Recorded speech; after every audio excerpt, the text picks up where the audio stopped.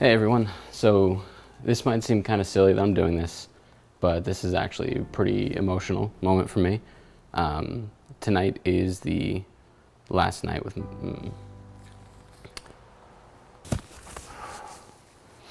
This is my car, Persephone, 97 Ford Mustang, and tonight is going to be my last night with her. So, sorry about the terrible lighting. I didn't want to do this video in my apartment. I kind of wanted to do it down here in the garage. It felt better to be sitting in the car while I made this video. This car has been mine for almost a decade now. When I was a little kid, my uncle took me for a ride in his convertible Mustang, and that was like an amazing experience for me. I just loved it. I felt so cool, and I never cared about a car so much. And then when I was in high school, I think my mom bought this car, and I used to think it was so cool whenever she was the one that would come pick us up because we got to ride the Mustang, and I loved it. So when I graduated college, the car was my gift. And so I drove down to Yuma to pick it up, and it sort of reminded me of how Hades came to collect Persephone from her mother, and so that's how the car got the name Persephone. So I named my production company after this car. I can't tell you how many hundreds and hundreds of productions that this car has gotten me to. How many production days I've showed up at, crack of dawn, hop in the car and drive out, and how many joy rides I've gone on. I used to, like, if I was real stuffed up from editing all day and in a really bad mood or kind of in a depressed place, I could just jump in the car with the top down and just drive and listen to music. And it was just sort of like, it was just a really freeing feeling for me to be able to drive and kind of feel the wind and get away. So this car, it was both a workhorse and it was my escape. As much as I love this car, sometimes it was terrible. If it was raining because of the top and how messed up the top was, I'd put it up, but it would still leak on me, so I would be driving with just water trickling on my head. And if I was... Come on, dude, man up, it's a car. If I was in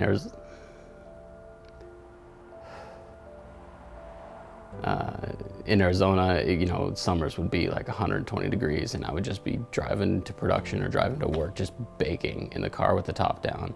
But the AC didn't work, so the only way I could get air in there was with the top down and the windows down, and just hope the traffic moved along fast enough. This was the car that took me out to LA. This is the car that I took a leap of faith in and drove out here to live my dream. But this is also the same car that's always taken me back to my family. And I used to have to leave LA at 7 p.m. because the car didn't do so hot, like during the daytime on those hills in the desert. So I'd have to leave at 7 p.m. and drive overnight. And so I was just constantly getting to Arizona, at like 1 and 2 a.m. depending on traffic. And that was just kind of normal for me. So I'd just take these long night desert drives with just me and the music in the car, and it was just so therapeutic. I can't tell you how many personal problems I worked through or script ideas I came up with just driving in this car. I think one of the most interesting things about this process has been how hard it's been for me to accept that moving on to a different vehicle. I didn't realize until I started this process, until the idea of the car not being mine anymore came up, that I didn't realize how much of my identity this car had become a part of. For someone like me who doesn't really care about vehicles or cars, I've never been a car person, this vehicle has become a part of me in a way that I didn't expect a car could.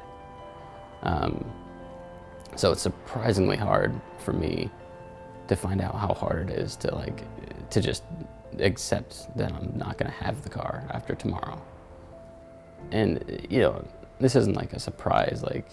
Part of the reason that I named my company after the car is because I knew that the car wasn't going to be forever, so I wanted to kind of give its name to something that was. Maybe in that way I felt like I was honoring its memory a bit better. Retrospect is a really interesting thing. You don't really realize how much of the bad you're going to value when something is gone. I would never have guessed how much I would miss, the rainy days where the water is leaking on my head, or the driving in the winter where I keep an extra coat in the car because I'm always going to need to bundle up twice as hard to get away from the cold wind. this stupid little sense of pride that I would get when the car was like low on something, and I would, you know, fill it with oil and get ready for a big road trip. And it kind of felt like it was me and the car together. You know, neither one of us was perfect. We're both kind of beat up, and our flaws were kind of on display. But the people who we belonged to didn't care. It's crazy to me to think about how many like life problems, you know, and emotions I worked through just sitting in this seat on long drives, and you know, how many like productions, how much art I came up with, how many scripts I wrote, or you know, films I conceived, just sitting in that driver's seat on these long desert drives, you know, putting all of that together or working through all of that. You know, some of the biggest decisions in my life were conceived driving this car. So I don't think it's a huge stretch to say that, you know, I don't think it's a huge stretch to say that like my hopes and dreams and everything kind of traveled with me.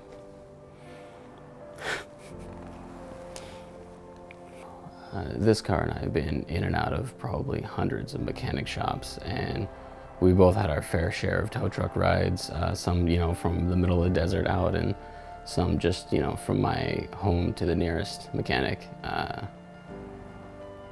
We both have had a lot of maintenance together. It might seem kind of lame, but it's kind of hard to say goodbye to something that you've been relying on for so much of your life. So tomorrow, Steph and I are driving Persephone out to Malibu. We're gonna hang out with her and probably take some pictures. And then I will be donating the car to auction at NPR. It's a station that I've spent just an insane amount of time listening to while driving in this car. I've never contributed to the station before, and I just felt like donating the car to a cause like that just felt better to me than, you know, trying to sell it and make some money off of it to see it taken away to be scrapped. I just think it's given me a lot. So I'm excited to take one more drive in her and kind of say my final goodbye. This video has been a lot harder and a lot more emotional for me to make than I thought, which I guess just goes to show you how much this car meant to me. But I guess this is just my way of saying that I love you, Persephone, and thank you for being the car of my dreams.